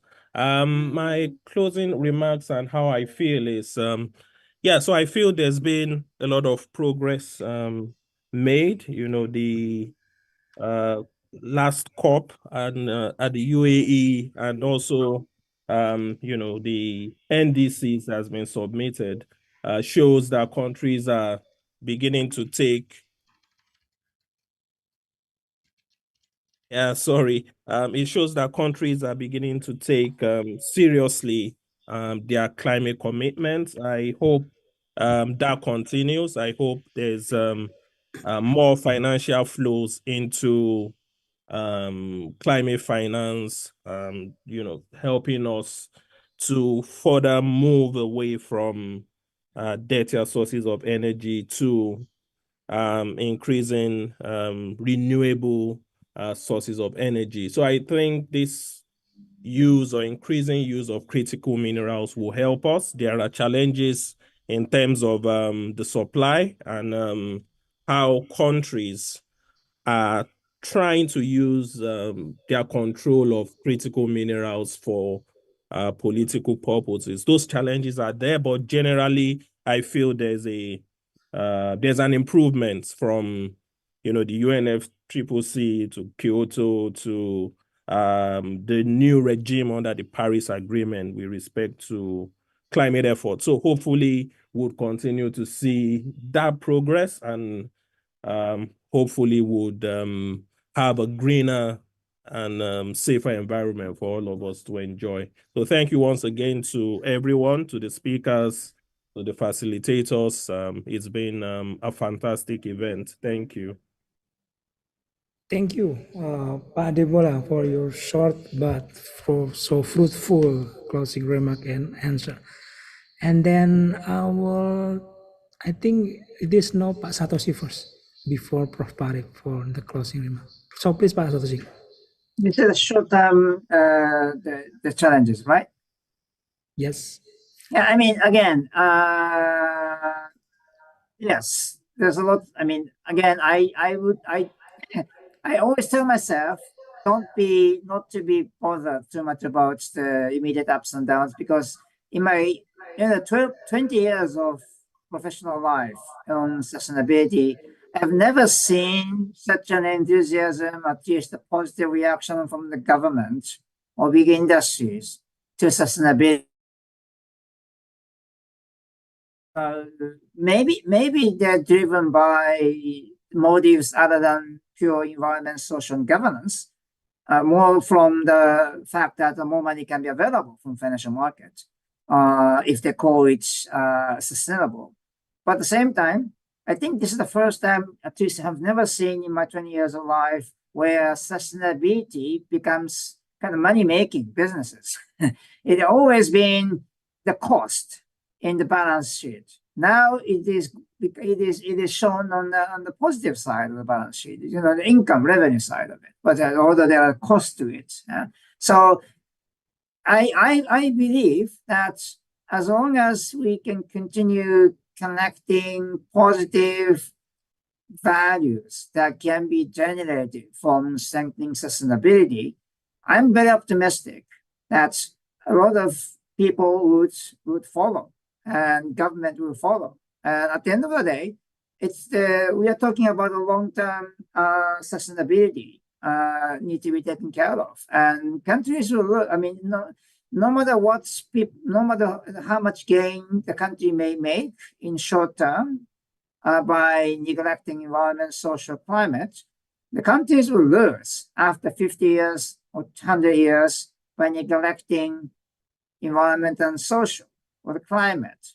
So especially as the country gets richer, people become more attentive to such long-term perspectives, and then think more about their future of their own children, the grandchildren, rather than what they have to eat tomorrow, for instance. So I'm optimistic because of all these long-term trends. Again, however, I hear you and I agree with all of you that there is also concerns on short-term ups and downs. And who knows what the president may say as the first word at inauguration when it comes to climate and environment issues. So that I cannot tell, but I'm optimistic because, again, the long-term trends will not change. Okay, thank you so much, Pak Satoshi. And the last chance for Prof. Parik. So please, Prof, and your closing remark. Yeah, thank you. The first, we need to have a strong political will from the government. Through this, then many of institutions can follow the government in order to maintain the quality of the environment, and then also establish a good regulations especially for sustainable finance and its implementation, and use also the stick and carrot incentive through taxes and many other facilities, but also the sanction have to be clearer and harder. And then this is the most important thing, I guess. Stop corruption. Stop commercializing. Stop commercializing the license as a tools to lobby people in order to enrich their companies. and try further to innovate to support the renewable energy. And that's it. Thank you. Okay, thank you so much, Prof. Fari, for wrapping this up.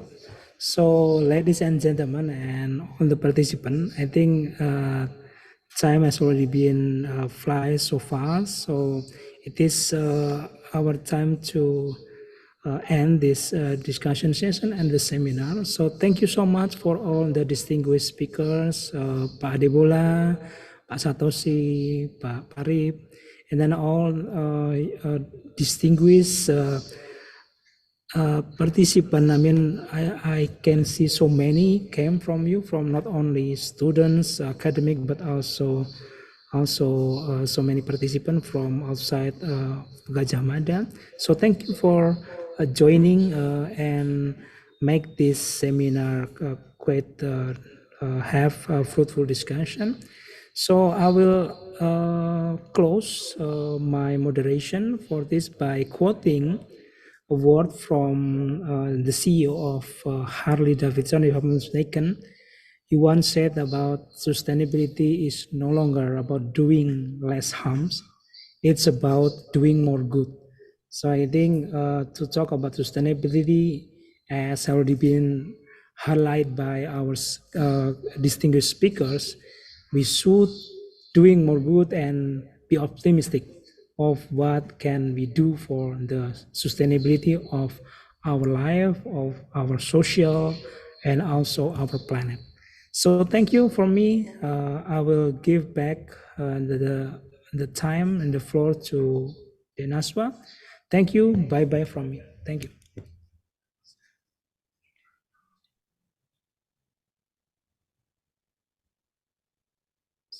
So please, Naswa.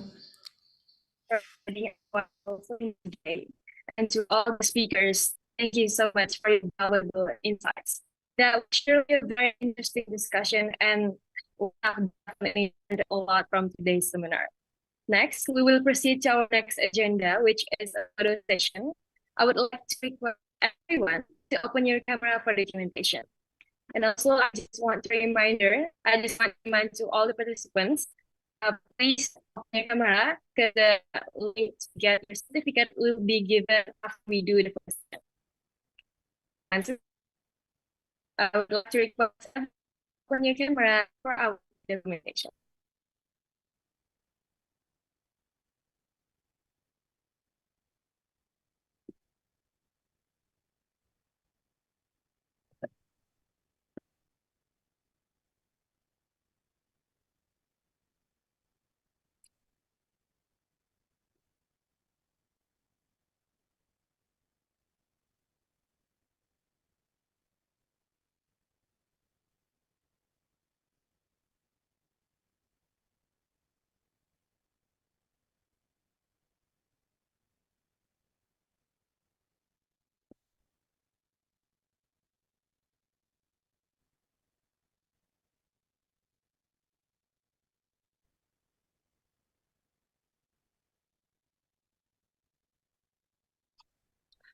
Okay, terima kasih banyak. Thank you very much, everybody. I think our MC internet connection got stuck a little bit.